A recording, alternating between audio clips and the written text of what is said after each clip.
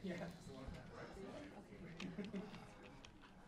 we have Ahmed Shawki here today to give us an insightful talk on Greece and Egypt from political to social revolution. Ahmed is in the national leadership of the ISO and the editor of the International Socialist Review.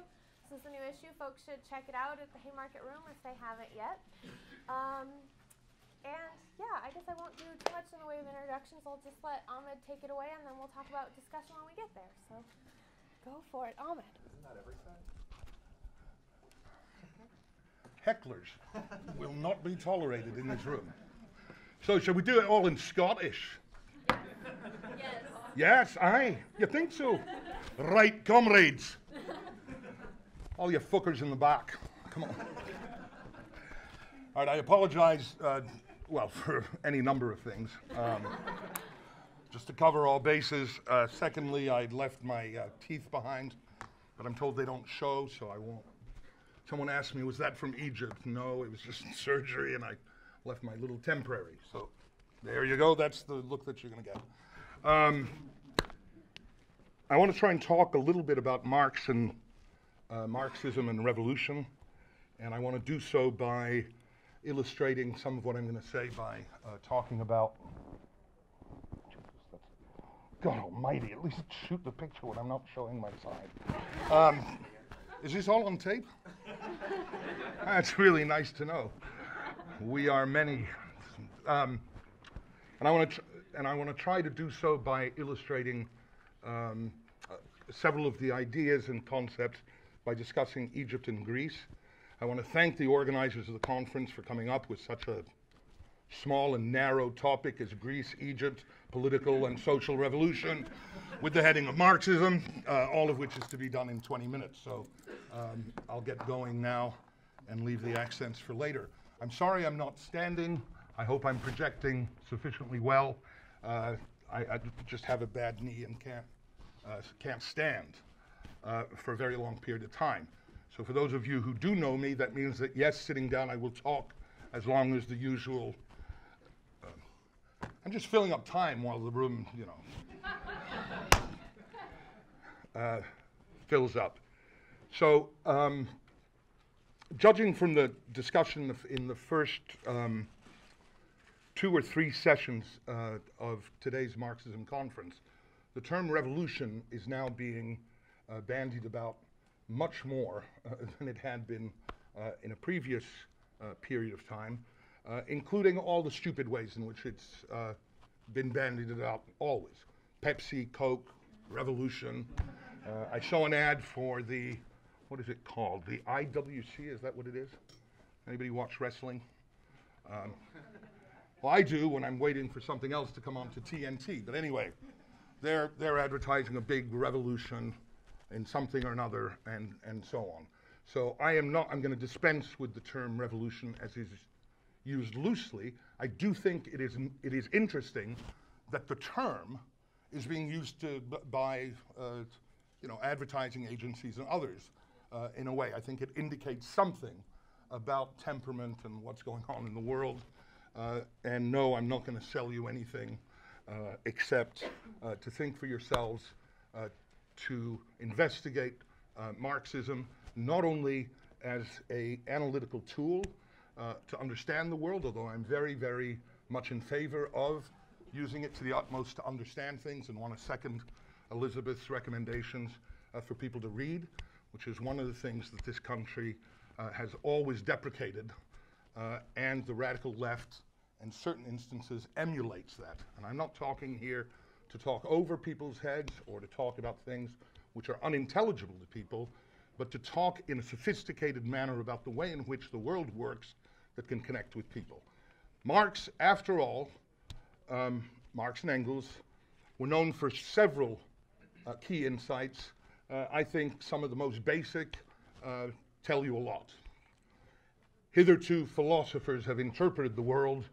The point, however, is to change it, says Marx in some of his earlier writings, in this case, in the German ideology. At another stage, Marx also says, je ne suis pas marxiste. I don't know why he said it in French, which stands for, I'm not a Marxist, which is kind of an odd thing to say. as your namesake, except that he was trying to get across the idea that some of his ideas and thinking had been misappropriated and was being misused by people, and he was kind of fighting back about that. So there's the question of the misuse of Marxism, which is something that still weighs on us today. That is, the identification of Marxism with state totalitarian dictatorships was one of the key weapons to help try to convince people that capitalism in the West was better than that in the East. The last quote from Marx, well, not the last, but the last one in this little introduction that I want to use is really an amazing speech by Marx's lifelong comrade and friend, in fact, the man who paid for his, well, anyway, you can read angry letters from Engels saying, "God damn it, I'm tired of paying for your living expenses. Well, get a job, Jack." And, you know, well, more, I mean, I don't know if he called him Jack, you know, but he probably called him Karl, because the name was Karl. But Engels, for people who don't know, did get an inheritance, ran a factory, hated it, but kept that job for a long period of time because Marx was pilloried, vilified, and chased out of one after another European country, and relied, except for the job he did have, which was writing for an American newspaper, and some really great writing there, on revolution and civil war during the period of the American Civil War, or the US Civil War.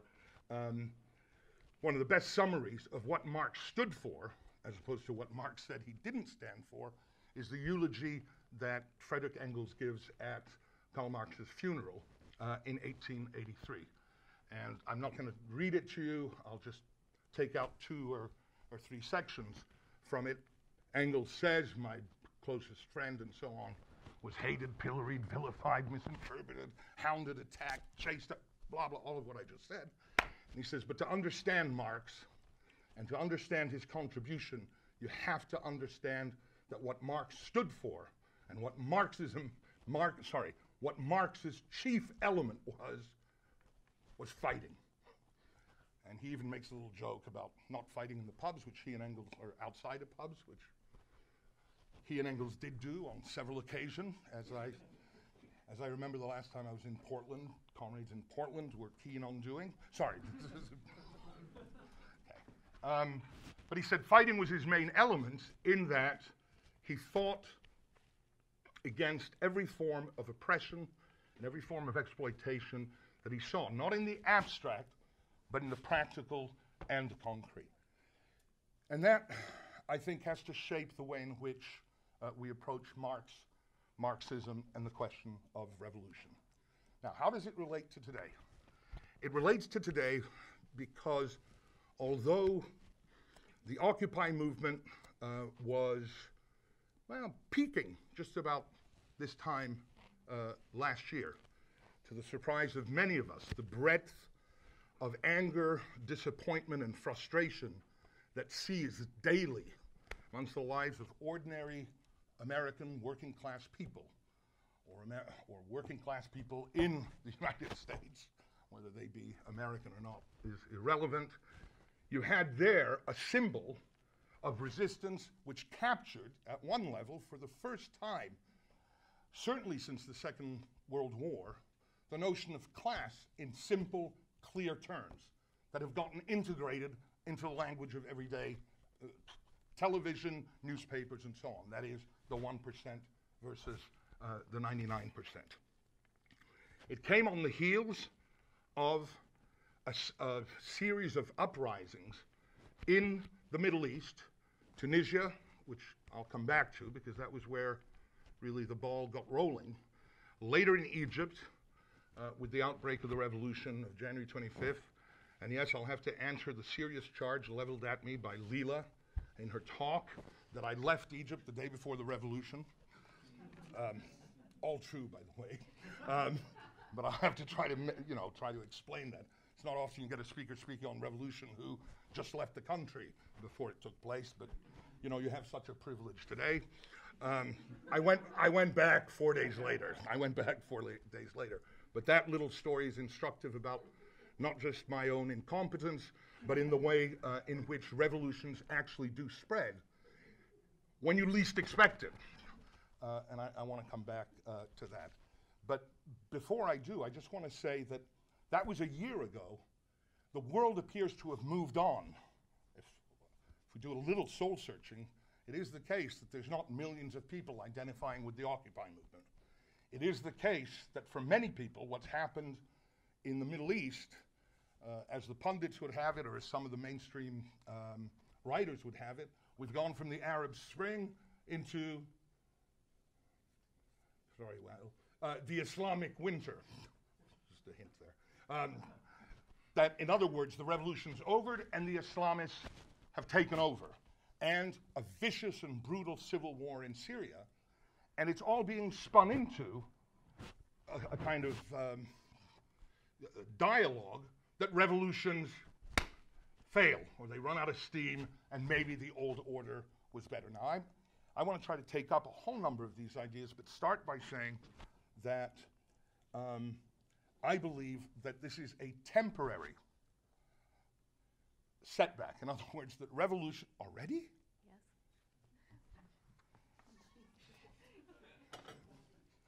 What are you looking at me like that for? You knew this? And you didn't say anything? Because of things like this. Because of things like this. Keep going. Okay. He hasn't even started. Okay. That it's a temporary setback, but that the conditions that have brought revolution back on the agenda on a world scale have not in any fundamental way changed. Indeed, in some cases, they are laying the basis for deeper and even more profound upheavals.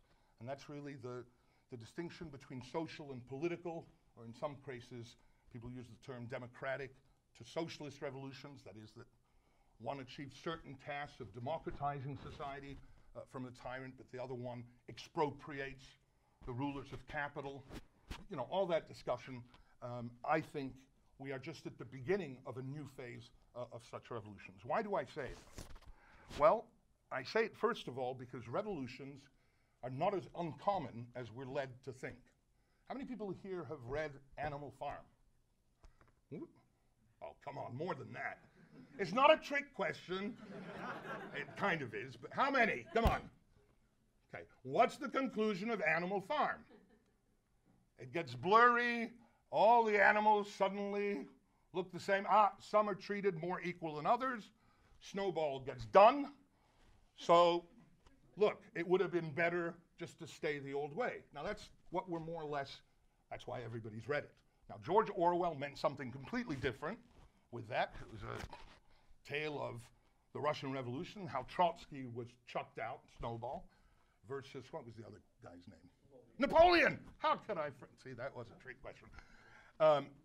And Napoleon took over, i.e. revolutions don't work. The reality is that revolutions have become more and more frequent, not less so, with the development of capitalist society. Just think for a minute that when Marx talks initially about revolution, he's talking about the change from feudalism into capitalism.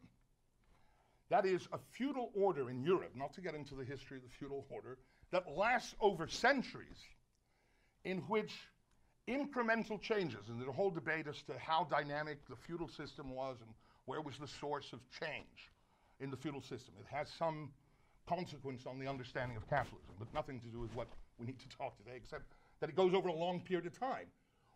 Or the agricultural revolution, that is the establishment of stable communities with husbandry and agriculture and so on. Those are things that take place over centuries. For Marx, the central question about bourgeois revolutions, or revolutions that help usher a capitalist age, and he says at one stage, in these revolutions, the bourgeoisie gained the victory. But the victory of the bourgeoisie was at the same time the victory of a new social order, the victory of bourgeois property over feudal property, of nationality over provincialism, of competition over guild, the partition of estates over primogeniture, of enlightenment over superstition. He may have exaggerated that. The church still was the dominant force, but was weakened, and there was a separation in the key revolutions of church and state. It didn't quite reach the United States in 2012, but that's another question. Of industry over heroic laziness, of civil law over privileges of medieval origin. Now, in other words, the world's gone from a feudal structure in which the manor, agriculture, provincialism was the key economic unit of production, to a system in which competition, the rise of cities, the rise of trade, the rise of a new industrial working class later, begins with artisanal labor and then a working class.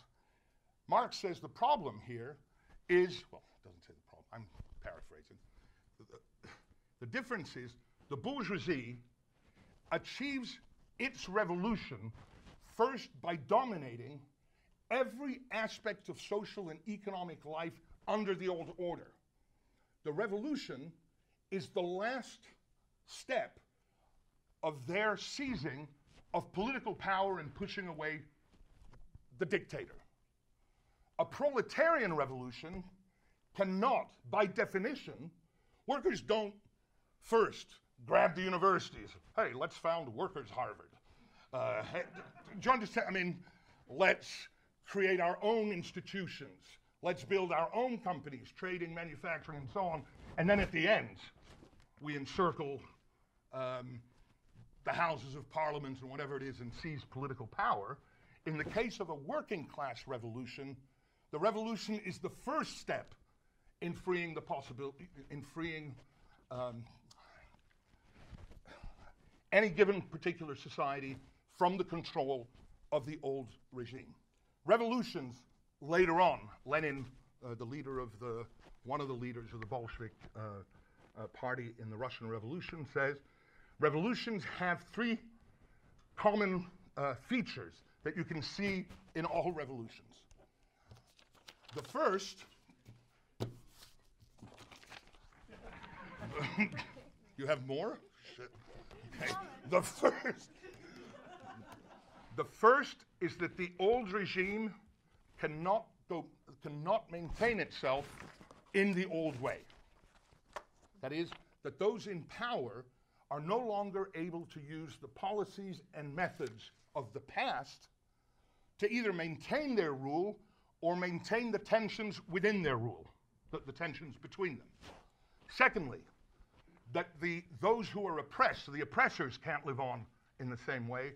The second condition was that the oppressed can no longer continue living in those conditions either. And the third is that there exists a clear and dedicated political leadership that wants to make the revolution. Because if you were simply to take those three elements, sometimes revolutions take place without coherent political leadership. Now, in the case of Lenin, he was arguing how to make a working class revolution, that you needed that kind of dedicated and clear leadership. I believe really that any revolution to be fought to success, even of those who initiate it, even if it's not a socialist or working class revolution, requires at its center a clear political vision of where that revolution is going to go. There's several things that Lenin doesn't discuss in that little brief formulation, which are important for us to keep in mind. One is that in periods of revolutionary transformation, there is a simultaneous, massive transformation in the ideas that people believe in. That is, when Marx says at one stage, somebody quoted it earlier, the ruling ideas of any society are ideas of the ruling class. He says at another time, the self-emancipation of the working class is the act of the working class. Hello. The two things are apparently contradictory, because if the ruling ideas of any society, the ideas of the ruling class, how are people supposed to self-emancipate themselves if they accept those ideas? And in one of the best little summaries, and I'm paraphrasing it, I'll lose much of its essence. No, I won't lose its essence. I'll lose much of its beauty in the formulation that Marx says. He says, revolutions are necessary, therefore, not only because the old order can only be overthrown by a revolution, but only through the mass involvement of the subaltern, of the classes from below, can they themselves make themselves fit to rule. In other words, in the process of the revolution, ideas changed massively. Now, anybody who went through Occupy, you can see that in microcosm. That is from, I'm middle class, proud of it, it became, I'm with the 99%. The only people I know of were the traders. I don't mean, well, anyway, you get the joke. Not traitors, but traders. You can take both.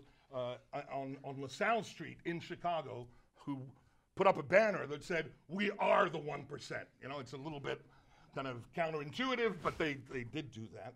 That is, the transformation of ideas is part of the process of the revolution, and the question of numbers and timing is often overlooked. That is, I'll just throw it out as a fact, but we can discuss it later, with all of the objective conditions that existed in Russia, collapse of the army, starvation, invasion, the results, the chaos from the First World War, without the Bolshevik Party, there would have been no automatic revolution. Sorry, there would have been no revolution. Why it's automatic. Without a decisive force, that is, the objective conditions alone don't create revolutions. Otherwise, they would be happening every third day. I mean, in many places, instead of seeing why people rebel, we ought to be studying why people don't rebel, because the conditions have been such for so long that really that's the more interesting questions. The question of timing and numbers. How does that relate to Greece and Egypt? Well, in every single way, it relates. It also represents, in my estimation, that the crisis of 2007 and 2008, which I said none of the fundamental features of the world capitalist economy have changed, and therefore will create more revolutions, has to do with the fact that we are now entering, as opposed to the previous 30 years, whatever you thought of them, meaning whether you were, well, sorry, most of the audience was barely, okay.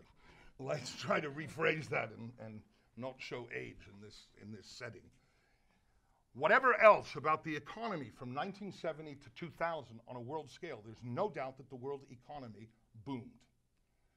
In many of the older Western capitalist countries, that boom was based on neoliberalism, making jobs flexible, which meant futzing around with hours, making in the advantage of the employer. I remember when I moved to the States in '76, the pay at UPS for a part-time worker was $18 per hour. Try that today. I don't just mean at UPS. Try that anywhere. Okay? As a typesetter, anybody know what a typesetter is? Nobody does. 5, 6, 7. Old timers, look at you all. Okay, sorry, no offense. You, Baldy in the okay. I was paid the sum of $21 an hour to be a typesetter. So, and we worked 60 hours a week. So we used to go on Sundays to the restroom. Don't worry, I won't get any cruder than that. You shut the door for 15 minutes, you just made $7.50, and we'd come out relieved, okay? So there's been a real degradation of the living standards. Oh, I did make a bad joke, didn't I? I didn't mean that. It's the back brain. But there's a real deprecation in the living standards of people, but the capitalist economy has grown. We are now entering a phase in which, not our assessment, people should download. If they want to read them, there's two sources. One is the UN Human Rights Report, the UN, God damn it, what's it called? Human Development. That one. Very good. The other one is the IMF Economic Outlook that comes out 4 times quarterly, both of which are available for free download. And you can read the estimates that the world economy is entering a period of austerity, that the situation in the world economy with China's presence means that competition on a world scale is now not measured by any abstract standard.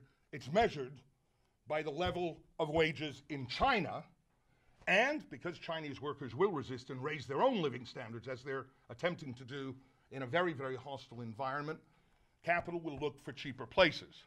So when you're talking about competition on a world scale and the future, that's what American wages look like. That is, to compete with China on a world scale. That's the whole talk about international competitiveness, cutting the public sector and so forth. It's capital's need for profit, and capital in this era requires a continued assault. They're not promising expansion and you'll get more. They're promising slow growth, but you have to pay for it. Now, that slow growth and you'll have to pay for it produced different responses in different places. And it produced the first response, and I said I would talk about Egypt and Greece since I'm at minute 23. In Tunisia, people will be familiar with that. A young man who sold, it doesn't matter what he sold fruit, vegetables, number of things, decided that the only way in which he could make a statement about the future was to self-immolate, was to immolate himself, that is, to set himself on fire. Now, that event, at another time, would not necessarily have produced the same result.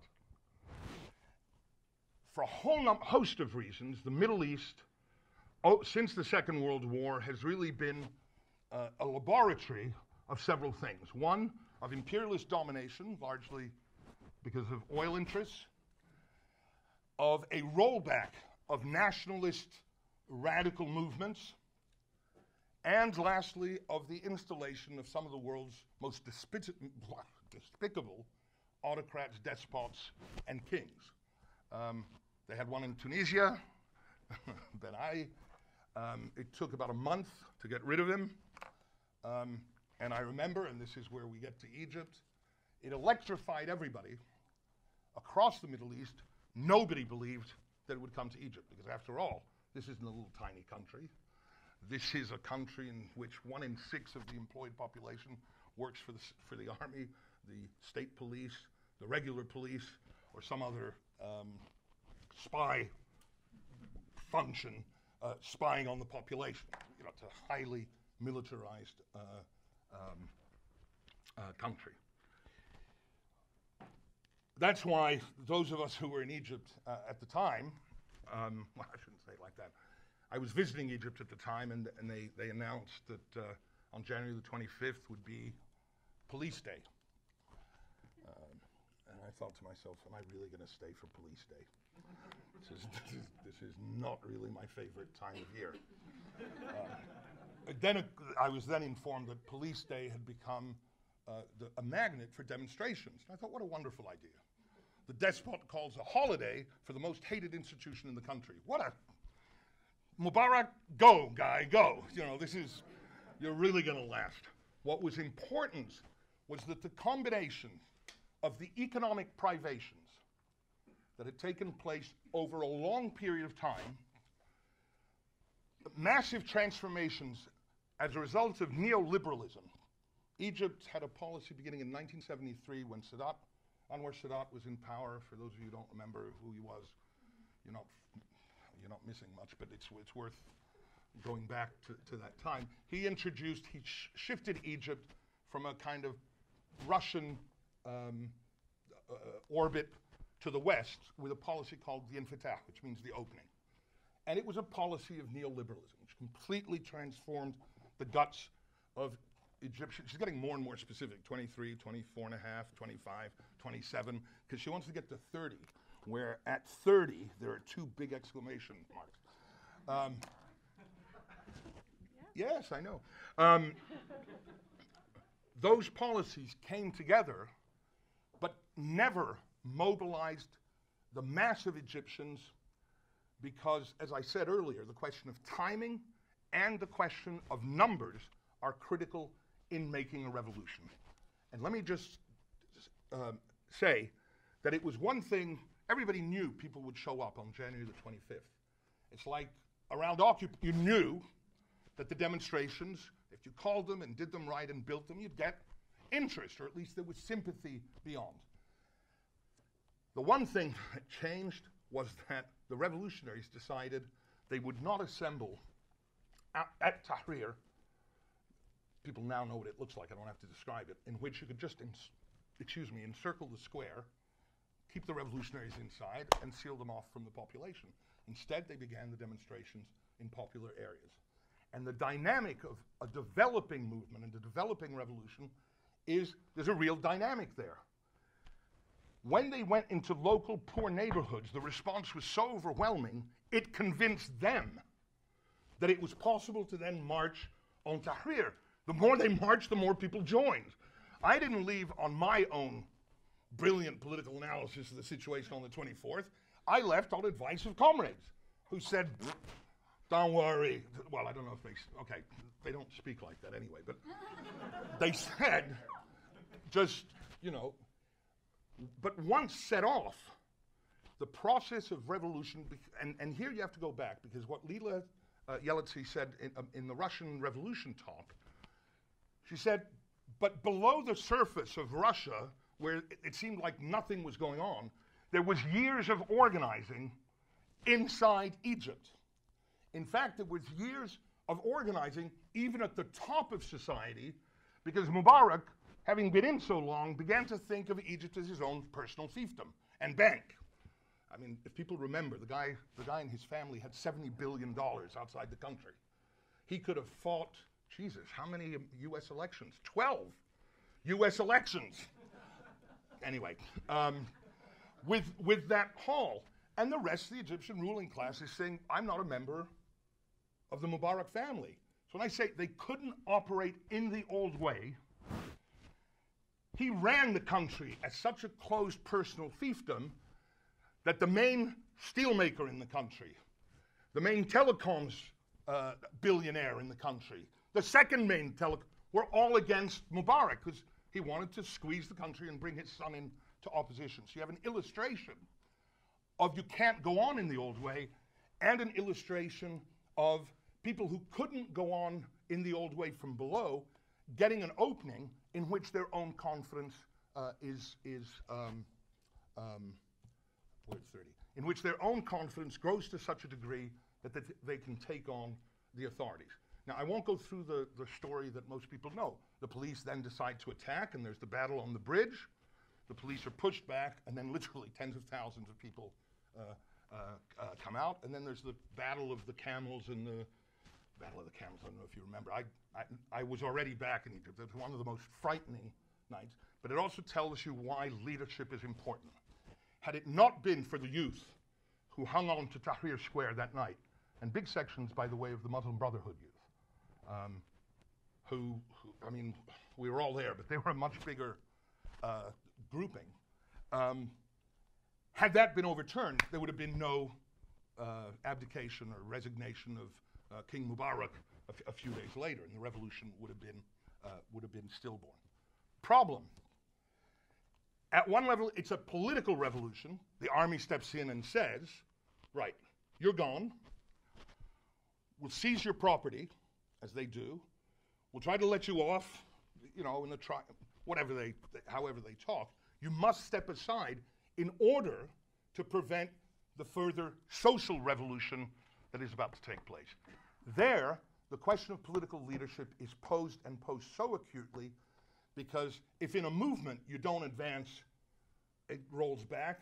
In a process of revolution, if you don't advance, the cost can be much, much higher because you have shown those in power the capacity and the potential of revolution, and they take no prisoners when it comes to the question of their own class rule. And by the way, if you've ever met any of the Egyptian ruling classes or ruling classes in those regions, they don't bother to stand behind lovely phrases like democracy, good manners, you know, send in the goons but don't claim you did it.